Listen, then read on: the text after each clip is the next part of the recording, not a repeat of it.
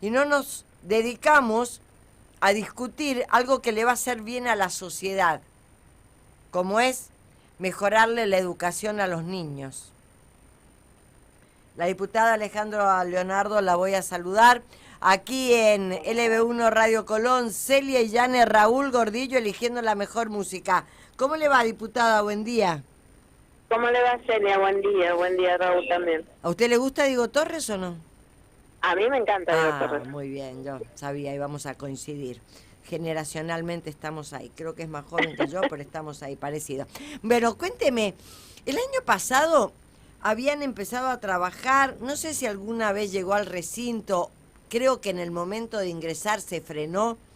Estamos hablando de educación emocional. Cuénteme qué pasó con eso, diputada. Sí, efectivamente, el año pasado, a mediados de año, presentamos un proyecto para incluir la educación emocional en todos los niveles y en todas las escuelas de la provincia. Se trabajó ese proyecto durante toda la segunda mitad del año. Sí. Incluso al ser yo presidente de la Comisión de Educación en la legislatura, se convocó a personal del ministerio, se convocó a especialistas en la materia. Bueno, sí, me acuerdo que mucho. el licenciado Malaysi estaba permanentemente en esas comisiones. Y él estaba interesado, pero no como pensaron muchos porque fuera el autor del proyecto, sino porque no podemos negar que es alguien que hace muchos años que trabaja educación emocional. Exactamente, ha escrito libros inclusive. Ha escrito libros, trabaja con eso, ha llevado la iniciativa a otras provincias también, entonces bueno, así como él, estuvieron presentes también otros especialistas en educación emocional en la legislatura, no solo él. ¿Cuántos proyectos habían, diputada? ¿Uno solo? Uno, que era el nuestro, era el que promovíamos nosotros, ¿sí? Claro, había un solo proyecto, no es que habían 2 o 3 proyectos.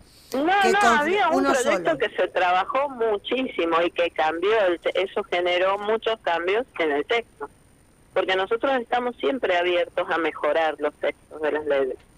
Entonces, bueno, si veíamos que para que llegara al recinto con consenso y en condiciones de ser aprobado lo mejor para la sociedad, bueno, lo trabajamos y lo modificamos muchas veces. Bien. Bueno, lamentablemente a la hora se incluyó en un orden del día y al momento de llegar al recinto se retiró porque nuevamente surgieron planteos al respecto y bueno, y se decidió. ¿Qué planteos surgieron, diputada? Existían muchos cuestionamientos en torno a cómo iba a ser la implementación de las ESI y si la inclusión de la educación emocional iba a desplazar eso. Creo que eso fue quizás el mayor... O sea, hubo una confusión. Si se puede decir que existió al respecto. Una confusión sí, una de confusión creer que... No iba a haber ningún desplazamiento de las ESI. De hecho, educación sexual integral se da en las escuelas, lo manifestaron los miembros del Ministerio de Educación que estuvieron presentes en la comisión, se da en las escuelas, se imparte, por supuesto, adaptado a cada nivel, pero no iba a haber un desplazamiento de eso. Al contrario, lo que queríamos era avanzar en más. Bien. Te están escuchando allí en Santa Lucía y me preguntan, ¿puede desarrollar rápidamente la diputada qué es la educación emocional?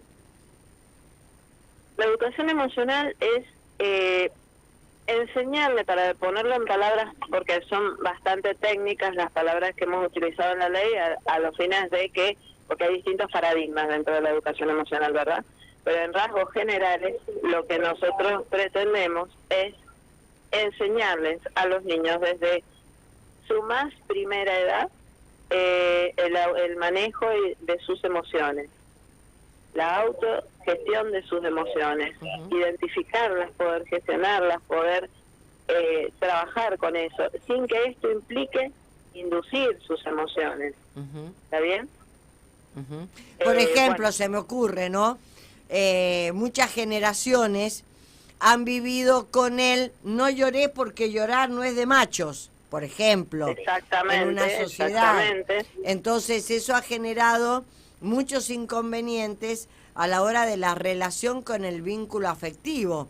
Esto es algo que debe tomarlo la escuela y debe enseñar para que ese niño lo lleve a su casa.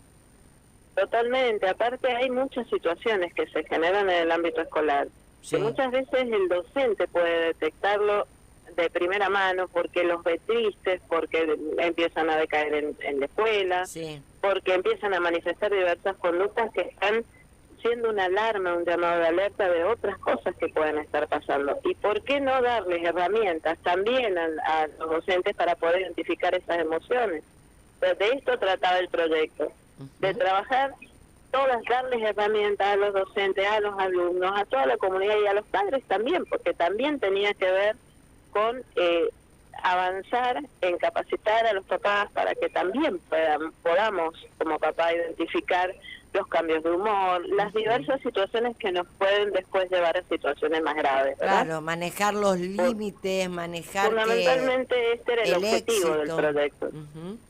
Por Muchas ejemplo, veces, los niños no, por ahí vos le decís no y no entienden, lo ven como un fracaso y no soportan el fracaso. esto es lo que iba a decir. Muchas veces hay situaciones que pueden generar frustraciones profundas y a veces, si las sabemos manejar, esas frustraciones no tienen por qué tener una connotación negativa. Nos hemos criado con que tenemos que sacarnos 10 en todo, que en todas las materias tenemos que ser perfectos, y no es así. Hay niños que tienen más facilidad para lengua, otros para matemática, y esto no quiere decir que no puedan ser nada en la vida porque tengan alguna dificultad. O sea, también tenemos que aprender a manejar esa situación. Pero bueno, como digo, el proyecto era muy enriquecedor, siempre perfectible, porque todos los proyectos son sujetos a perfecciones, todas las leyes, de hecho. Pero bueno, no se pudo avanzar en ese momento. Tenemos la esperanza de que este año sí. Eso le iba a preguntar, diputada, ¿van a volverlo a presentar? ¿Y esto cómo es el trámite? ¿Vuelve de nuevo a comisión? No, el proyecto nunca dejó de estar con estado parlamentario. Bien. Se retiró del orden del día, pero ya tiene su dictamen de comisión. De todos modos, al volver a la comisión, se sigue trabajando en la comisión hasta que todas estas dudas o inquietudes que surgieron puedan nuevamente ponerse en discusión, y si hay nuevas cosas que modificar, hacerlo también. Bien, otra pregunta que le hago y lo relacione con otro tema que seguramente tiene que ver con esto. Por ejemplo, hoy por hoy estamos hablando que a nivel nacional se está por bajar la ley de imputabilidad de los menores. Estamos hablando de imputar a un chico de 13 años, 14 años, 15 años, 16 años, no sabemos cuál va a ser el límite de edad. Y muchas veces, si la escuela tuviera esta contención, si la escuela tuviera educación emocional, creo que a lo mejor este chico no hubiera delinquido como una causa, porque sigue siendo un niño que es tierra fértil para educar un niño de 13 años. Lo hemos hablado justamente en la comisión cuando se plantea esto, lo hemos hablado a eso, hemos hablado del tema de los suicidios, hemos hablado del tema de la violencia intrafamiliar, o sea, toca muchas aristas, muchas. Sí. Y los chicos son como una esponja, absorben todo lo que tienen a su alrededor cuando son chiquitos. Y también nos pueden dar señales de alerta que nos permitan corregir lo que estamos buscando, aunque suene idealista, es tener una sociedad más sana. Claro. Hay un proyecto muy interesante que se llama Masculinidades, que se está desarrollando en el departamento de Pocito, que es trabajar con las personas que han tenido hechos de violencia intrafamiliar, o con sus parejas, o con sus novias, y están justamente esto, desarrollando emociones, poniéndolas sobre la mesa y aprendiendo a manejarlas. No es nada más ni nada menos. La verdad que no sé por qué se mezcló con el ESI, no termina de cerrarme la... No, yo tampoco, o sea, en su momento, la verdad, para mí, como autora del proyecto, era una emoción muy grande poder llegar, que este proyecto llegara al recinto. Sí. También fue en algún punto una desilusión que no se pudiera tratar, pero no pierdo las esperanzas de que podamos avanzar y que esas confusiones pueden quedar aclaradas y es cuestión de hablar. Muchas veces se generan confusiones porque no se habla, pero bueno, me parece que siempre es bueno hablar y aclarar y lo que sea, despejar las dudas, despejarlas. Bueno, ojalá que sí, y ojalá que sea obligatorio en nuestra provincia. ¿Quién dictaría una educación emocional y cómo se amalgama? No es una capacitación que se dé una vez y se termina. No, ¿cómo se amalgama en lo pedagógico? Digo, todas las materias tienen que ver con educación emocional, hay que capacitar... Sí. No, en todas habrá algo, porque lo que se pretendía, lo explicaron desde el ministerio, era incluirla en la formación de los docentes.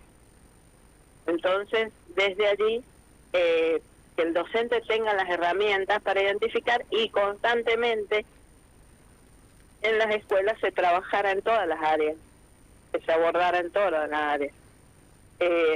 Así que bueno, no es, por eso digo, no es una capacitación o que se va a hacer un coacheo de No, yo me refiero, yo supongo que, por ejemplo, habrá, no sé, capacitación sí al docente, porque el docente deberá incorporar de la forma en que pones de manifiesto el alumno su emoción y cómo a esa emoción encauzarla. Para que el miedo no sea tanto miedo, la ira no sea tanta ira, saber manejar el miedo, la ira, cuando estás eufórico, cuando estás alegre, cuando tenés culpa. La culpa es una cosa muy tremenda en los niños. Totalmente. ¿Y van a incorporarse psicólogos, dice la ley, en las escuelas para este trabajo? No estaba previsto incorporar nada. Era trabajar con el personal y con los recursos que existen. Y se podía. Bueno, de todas formas, como ahora se va a volver a tratar, por ahí se puede ampliar un poco el tema, ¿no? Me parece que... por eso digo, o sea, todo surge por algo. Yo confío que profundizando el diálogo y abriéndonos a ver qué otra inquietud puede existir al respecto, se va a avanzar. Perfecto. La última de mi parte, y la cambio rotundamente de tema. Sé que no ha dejado de ir al Bardón desde el momento del último desastre climático. ¿Cómo están las cosas hoy? ¿Del 1 al 10? Todavía queda mucho por trabajar, del 1 al 10. Y depende del área. Se está trabajando el compromiso que el gobernador asumió de trabajar en las defensas y demás, eso se está haciendo. La limpieza de desagüe se está haciendo también. Se empezó a hacer al otro día, o sea, el lunes siguiente a la creciente las máquinas empezaron a trabajar. Hemos recibido mucha asistencia del Ministerio de Desarrollo Humano y Familia, porque bueno, obviamente la situación de muchísimas familias fue devastadora. Todavía hay mucho por hacer, pero tiene que ver más con la infraestructura de las viviendas y bueno, ese es un trabajo más profundo, ¿verdad? Y un poco más de tiempo va a llevar, se sigue trabajando. Ayer incluso el Ministerio ha vuelto a ir a visitar a damnificados, o sea, no nos han abandonado, afortunadamente.